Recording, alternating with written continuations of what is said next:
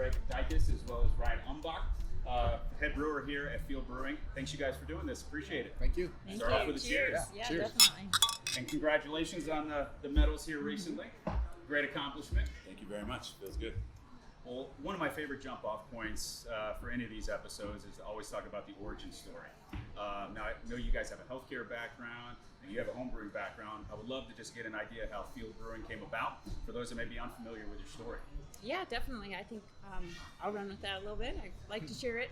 Probably about 12 years ago is probably a significant turning point, I think, for Greg and I when we started just contemplating an idea like this. We lived out in Seattle for a year. Part of his training, we were out there, and his schedule was really demanding. So it became this time where we had these little pockets of windows that we tried to make the most of what we could have. And we'd go out to these. We'd go on for long hikes first, and then we normally end up at a local brewery.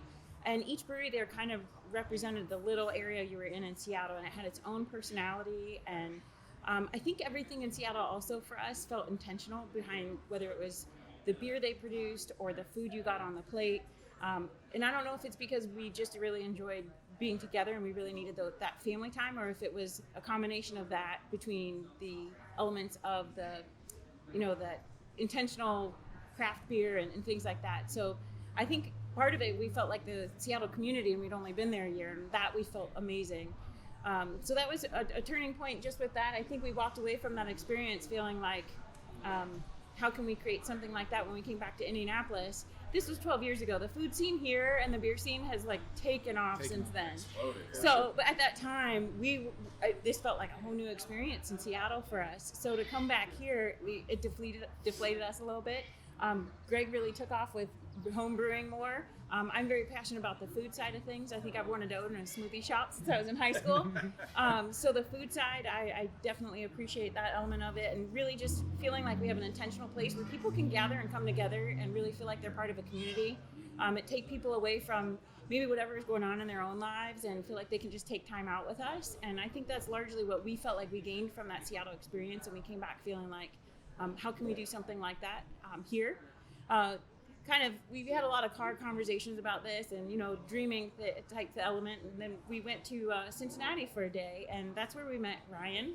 Okay. I knew Ryan from actually our younger days, but we ended up connecting again at a brewery event actually in Seattle or in Cincinnati, and that really took kind of the next step. I think we walked away from that experience it was a sign.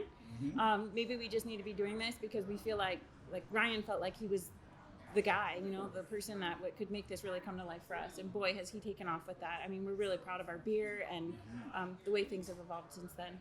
Well, that's fantastic. I mean, creativity is a hallmark of this space, and you kind of see that in some of the names. Now, I know, Ryan, you guys have your 5 flagship beers, which Reunion is definitely my favorite.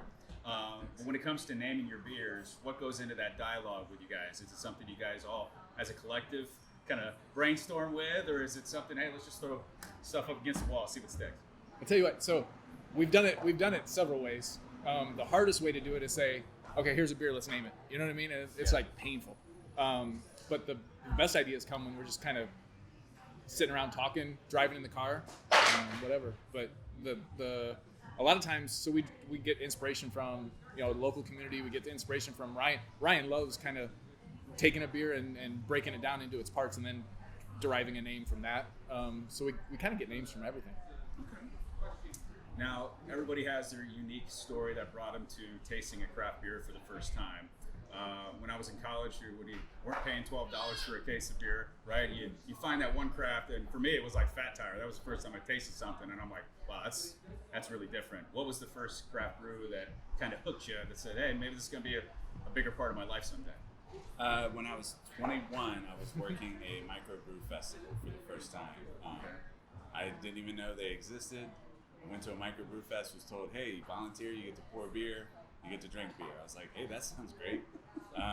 The moment I brought Stone Brewing Company's Arrogant Bastard Ale to my mouth, it was like an epiphanic moment. I heard angelic choral music. I didn't realize beer could taste like that, look like that, smell like that. It was something I've never experienced before. Up until then, I was drinking some imported beers, Samuel Smith, Nut Brown, stuff like that. But that moment that I I still reflect on that a lot. Like it's still one of my favorite beers to this day. Strong one too. Yeah, it's great. The variations are okay, but the original Arrogant Bastard Ale is always going to be hands down the one beer that just pulled me in, roped me in. I ran home and told my wife that day. I said, I want to do this. I need to make this. I need to figure out how to make this beer. So, and that's pretty much what I did. How about you guys? Bell's was the one for me. Bells. Yeah, first one was Oberon, and that was probably my first craft beer, and that moved to Bell's Two Hearted, and that's my go-to right now. And then they also did Hop Slam, and I remember Hop Slam was the first kind of pushing the limit of over the top hops, and then everything took off from there. Yeah, I discovered Bell's when I started traveling through Michigan. Yeah. And Two Hearted was definitely my go-to when I was up there. How about you, Jack? Any specific one Yeah, for you? for sure, Gumball Head. Gumball Head. Yeah, that was the one. I'd be seeking it out wherever I would go. Yeah. I remember going. I would plan my trips from Chicago back to Indy on. It was either Tuesday or Wednesday to go through Munster when I can get Zombie Dust and Yeah. Gumball Head Yeah. at their little place Yeah. there. So those are some fun memories. So that's great. Well, I love the aesthetic you guys have Thank at you. this place. When you go into a brewery, a lot of what you see is a lot of oak, a lot of dark wood. Here you guys have a tremendous amount of windows. Your labelling is very, unique as far as being bright colors. Yeah. What went into that aesthetic? Was there any inspiration that you drew? Maybe some from the Pacific Northwest That's that exactly you it. brought back here? For sure, we wanted to bring in the Pacific Northwest. We're outdoorsy people, so very much we wanted it light and bright to bring the outside inside as much as possible, especially in Indiana when we've got half the year where we feel like it's really cold and you're kind of trapped inside. So yeah, we were very intentional with wanting to have it light, bright, and open. We call this our campus, kind of where you can freely move around and you just feel like you can take in the whole campus at any time. Fantastic. Well, I think this, as we were talking earlier, the Indiana brew scene is very much a community. If you had to drink one of your peers' beers other than your own here within Indiana, who would it be and why? I love Gungman House just because I love the people. I love the family. They're just great, genuine people, and I love the beers that they do. I love the story that they have. So I would definitely say them. I have a great relationship with them. Probably second from that would be Primeval. You were mentioning those guys earlier. They're good guys too, and I like their beers. Yeah. How about you guys? Yeah, I definitely feel that way about Beer Brewery. I feel like I feel like they've always been a go-to resource for some solid beers. Taxman for me. Sweet. Belgian isn't my go-to beer style, but I like what they're doing with some of the barrel-aged stuff they're doing. The IPAs are really good. Right on. Well, I know, you guys have won some awards. You got your staples. Having a homebrewing background, I always like asking this question because there's obviously successes that are obviously evident in your lineup that you serve to the day-to-day, but there has to be something that you maybe thought of that was maybe dead on arrival or tasted good or looked good on paper more or less, but turned into a failure and dead on arrival. What's a fun story about something that maybe was a failure that turned into success, or something that you just won't try again because it just failed? Can you remember? That's a good question. The one I'm thinking of kind of plays into the naming aspect that we just talked about, but Ryan's first swing at a hazy wasn't so hazy. So that inspired the name. We called it Partly Cloudy. But Nice. but that was, but it was still a great beer, Yeah. Yeah, it was a solid IPA. It just didn't have the look that everyone expects Right. with the hazy. We brewed a rye beer once that I didn't think turned out the way I wanted it to, taste-wise. So I decided to doctor it up with some coconut and lime, and it became Yada Yada, which was another play onto the names. After I added coconut and lime to it, it tasted exactly what I wanted. So it was good. Do you remember the Seinfeld episode? Oh, sure. Yeah. Oh, sure. Seinfeld's Well, is my favorite show. bar Well, none. we started Oh. brewing a beer and yada yada. Well, it's just like there was that taco restaurant, Moe's, when they first came out. They had John Cocktoson. They had all these references to Seinfeld. Yeah. I love those references you can get away with without some trademark stamp or Yeah. cease and desist that comes with that, right? Oh yeah. Oh man, that's fun. Well, that's kind of a hallmark of the creativity, right? As you start Absolutely. something, it does taste, and throw some fruit on it, or throw some spices, and it comes out clean. One of the things I do in my day to day as a wealth advisor is, I try to educate, guide, and counsel clients that there's just 4 challenges to building wealth, right? And most oftentimes I just get people organized. That's the first step. That if I do anything for anybody, it's just get them organized. As it pertains to you guys in the brewery business, what are some of the challenges that you guys see, both in the short term and long term, that can either be opportunities, strengths, or maybe some dangers that you see coming out of what we just experienced in 2020? Yeah, good question. I think for us, 2020 kind of pushed us more toward distributing earlier than we anticipated. I think our initial plan was just to go slow and steady, right? Just kind of experiment a little bit, tweak the brewing process on our system, and just kind of see what beers worked and go from there. Where when people stopped coming in, and we were going to use this facility as the testing ground, right? Right.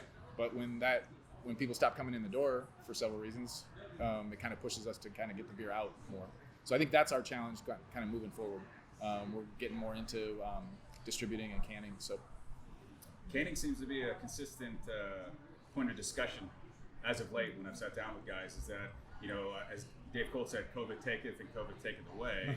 But like I sat down with the PAX boys and they're building a new canning facility, but some places there's supply chain issues with getting stuff to it. So how has you guys' canning experience been as of late? Is it something that you've had some roadblocks with, or are you doing all right with it? Yeah, getting the cans can be a challenge, but if we just plan ahead, it's all about, just like anything else, proper planning, right?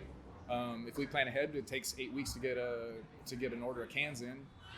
If we're prepared for it, that's fine. Yeah.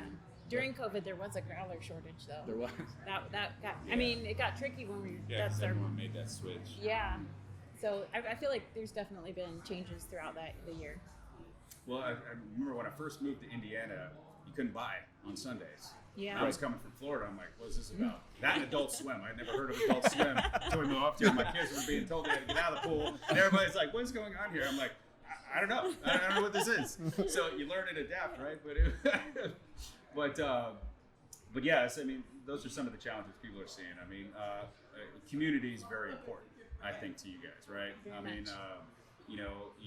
as like I'm involved with my clients' lives, you guys are hopefully doing something here within the community of Westfield. What does that mean to you guys? The sense of community, to be like this place where people can come and share and congregate within the walls of Westfield here. I think this community in this project was first and foremost. Jackie and I moved to Westfield, and then this started taking shape when we got involved in the community and felt so welcome just after a short time in our kids in the school system, and just being involved in the community. It was like, this is the place for us. This is home, right?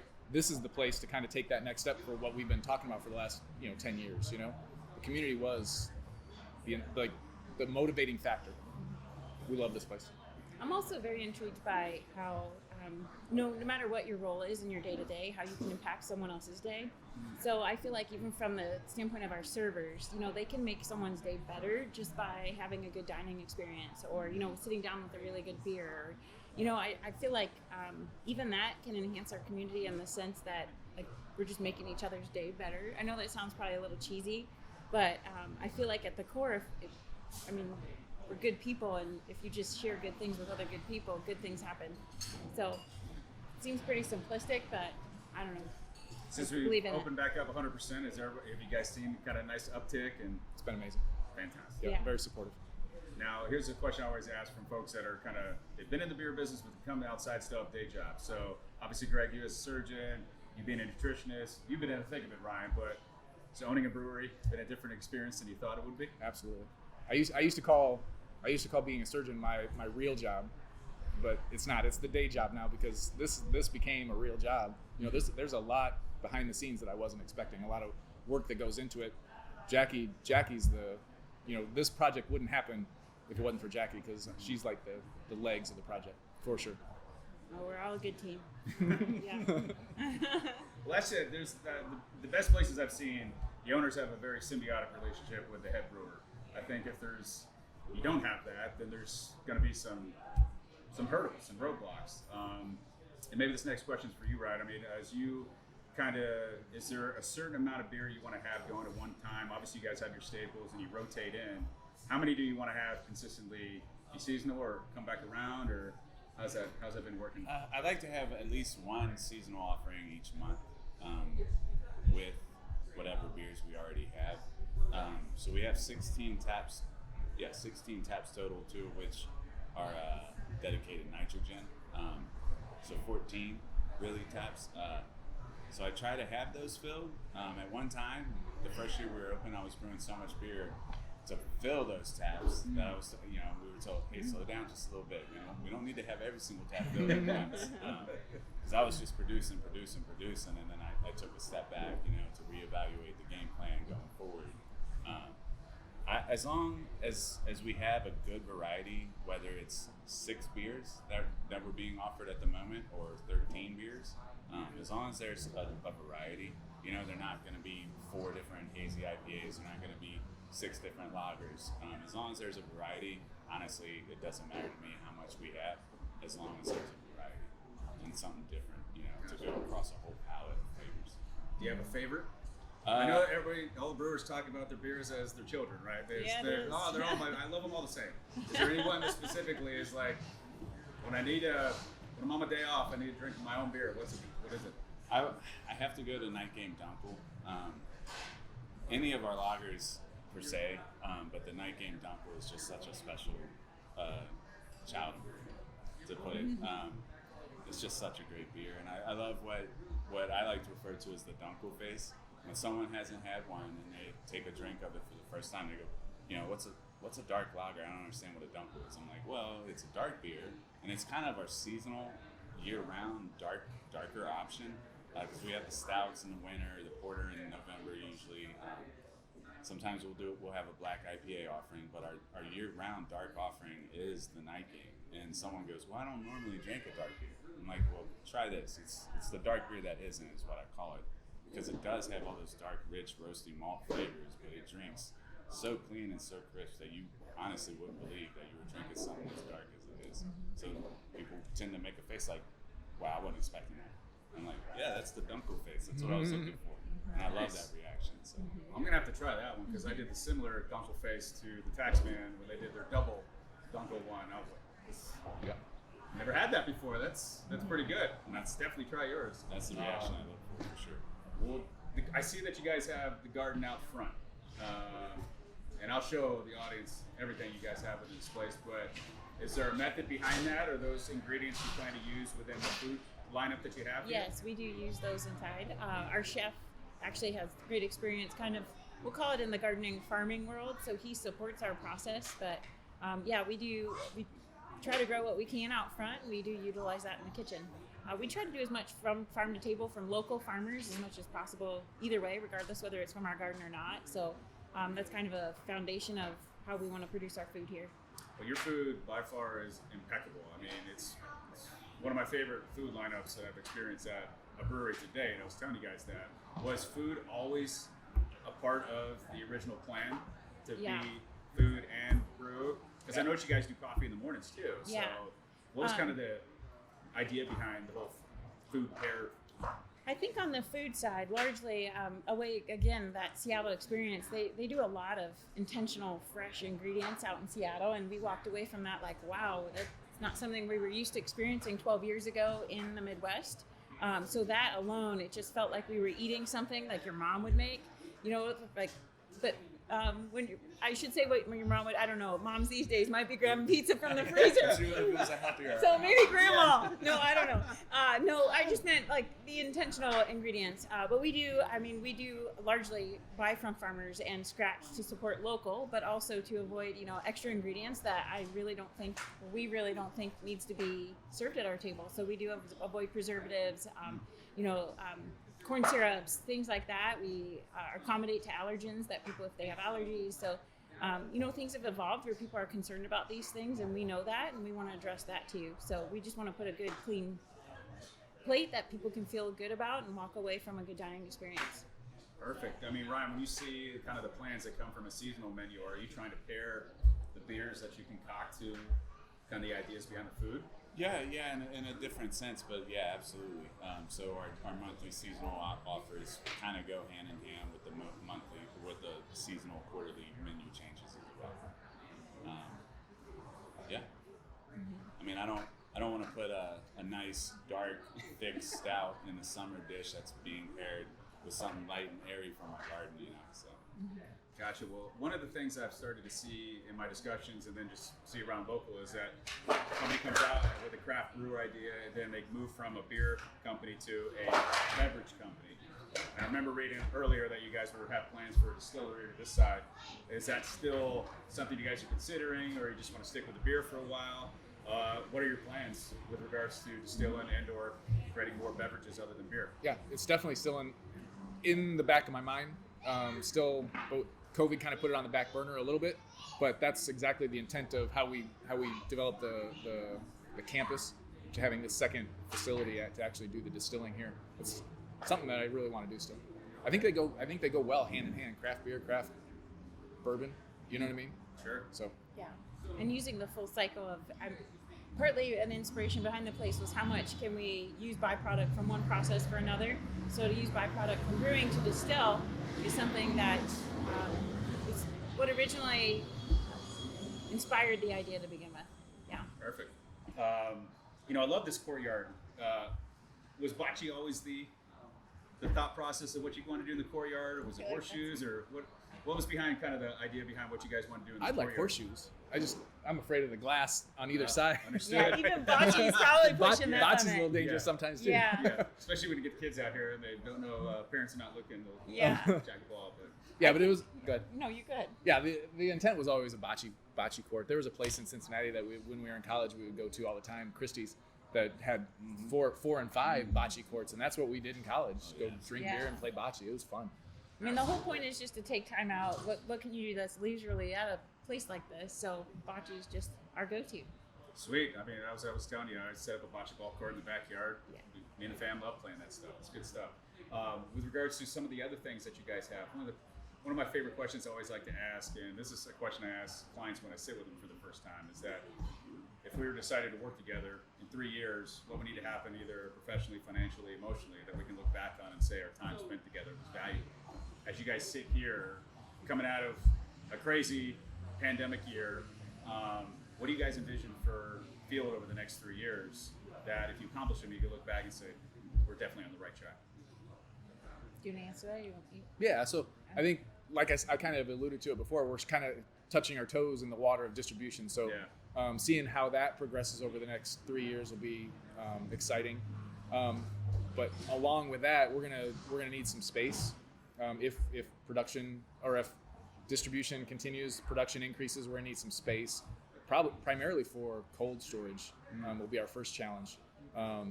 We've got room back there for tanks, but cold storage is gonna be a challenge. So we might need some space somewhere that way. But that'll be our challenge: space and kind of ramping up production. Have you started looking at additional sites that you may? Yeah. Yeah. There's this whole area is going to look much different in 5 years. The city's planning some things. The state's planning some things with that road right there. So this whole area is going to look completely different. So there might be some opportunities very close by to give us that space that we need. Yeah, coming up this 2-lane highway. I mean, you know it's going to have to change at some point. Yeah. You know, because I remember when the idea of Grant Park was being thrown around, everybody was like, nah, why is he doing that? Yeah. And now it's just like the culture out there, everything's blown up once you cross, Keystone there. I mean, it's just completely Brilliant. Yeah. Everybody's like, yeah, he's a smart guy. He's a smart guy. Travel sports. It's smart guy. Well, as far as like things around the state, like festivals and stuff like that, do you guys like to participate in those kinds of things? Love it. Do you want to limit your? Yeah. Yeah, absolutely. We try to take part in almost every festival that we can, beer related wise. The only drawback to that is a few of them are planned on the same exact date. Like I can think of one date in particular in September that has legitimately 4 different events, and it's like, how do you go about choosing? So that would be the only drawback. But we love, Pax Renum has Way Out Festival, which we are definitely looking forward to. We just did Tipton on Tap. We were at Anderson on Tap. We're going to be at Loggers in Lawrence. So we're doing several different ones. We have Forest Park, Noblesville Brew Fest at the end of next week, I think. So we try to be a part of as many as we can.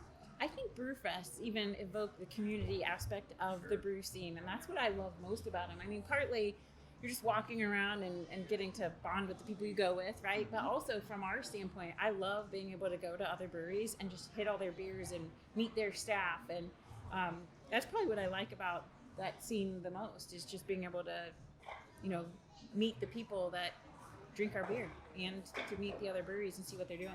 That's fantastic. I went down to Taxman on Death and Taxes Day, which was a fantastic event. It was just the first one I was able to go to coming out this year. Do you guys envision doing something like that here? Kind of where you kind of do kind of your own day where you're trying to get people to come in on some special occasion, whether you got a brand new beer you want to bring out or something like that? Well, we've had our anniversary/birthday event. Some breweries were invited. Mostly it was more local community, other vendors, not just brewing related. But yeah, we haven't gotten to that probably conversation yet, but it's think not it's a great something we would turn down. It's a great idea. We got space. We got the room for it. Yeah. For sure. For sure. Yeah, because I love the courtyard. You have ample space. Yep. And this was something that came up in my discussion with Brian Graham at 4 Day Ray. Out of the pandemic, he started I love doing Brian, these. by the way. He Great started, guy. he started doing these igloos. Yeah. And then PAX started doing these igloos. Is that something you guys thought about doing? We did Especially- do it. we did. I was- Ours was Yeah. great. We I'm did behind- greenhouses. I'm behind the 8 ball there. Is that something that you think will work well in the winter seasons moving forward? Yeah, it was definitely. People loved it. People Yeah. loved it. We did greenhouses. Oh, that's Yeah. They're not So, fun to set yeah. up. Yeah. Or, Yeah, that or was. tear down. Yeah, that part wasn't the best, but no, yeah, people really enjoyed being able. I think this year in particular it was a hit, Yeah. just because people wanted the privacy of dining. But overall, I think it's still a fun experience. Fantastic. Well, guys, I appreciate your time. This has been fantastic to meet all of you. I've enjoyed coming here, both with my family and just stopping in on the way home from work to experience what you guys are doing here. I think the food's impeccable. Your beers are great. Thank you for sitting down and being a part of this podcast, Financial Views with Local Brews. We appreciate it. Thank you Yeah, very much. Thank you. Cheers. Congratulations to all the fellow Indiana Brewery Cup winners. Absolutely. A lot of my favorites on that list. Perfect. We'll see you next time. Thanks a lot. Well, that's it for this week's episode. I hope you enjoyed the conversation as much as I did. For the latest on Financial Views with Local Brews, please check out our website at financialviewswithlocalbrews.com. You can also find us on YouTube via our channel there under the same name, Financial Views with Local Brews, as well as follow us on all of our social media platforms like Instagram, Facebook, where you can like and connect with us throughout the craft beer universe that we're trying to explore here in the great state of Indiana. As always, cheers. The next round's on me, and I look forward to seeing you for future episodes. Bye, everyone.